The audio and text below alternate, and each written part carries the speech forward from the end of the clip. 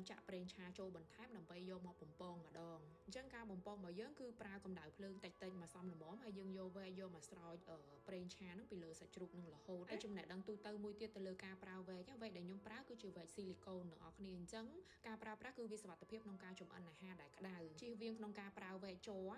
វាអាចរលាយប៉ះពាល់ដល់សុខភាពអញ្ចឹងក្នុងការទិញអ្នកទាំងអស់គ្នាប្រយ័ត្នប្រយែងតិចគឺវាមានតម្លៃរៀងខ្ពស់ប៉ុន្តែយើងសុវត្ថិភាពក្នុងការប្រើប្រាស់សម្រាប់វែកស៊ីលីកូនអញ្ចឹងយើងបំពងវាត្រឡប់ទៅត្រឡប់មកហើយយើងព្យាយាមស្រោចប្រេងហ្នឹងគឺនៅលើស្បែកជ្រូកដើម្បីឲ្យវាបានស្រួយល្អតាមដែលអាចធ្វើបានអ្នកទាំងអស់គ្នាគឺអូយបានក្រហមប៉ុណ្នេះគឺឆ្ងាញ់មែនតែនស្រួយស្រាប់តែម្ដងផ្នែកស្បែកអញ្ចឹងយើងបំពងឡើងក្រហមអញ្ចឹងមកផ្នែកស្បែកឡើងស្រួយស្រាប់ហើយសាច់ជ្រូករបស់យើងគឺឆ្ងាញ់មែនតែនហ្មងអញ្ចឹងគឺផ្ទាប់ជាមួយនឹងទឹកត្រីកោះកុងមកអូយទាំងអស់គ្នាគាត់និយាយស្រក់ទឹកមាត់ទៀតហើយនេះគឺជាវិធីធ្វើទឹកត្រី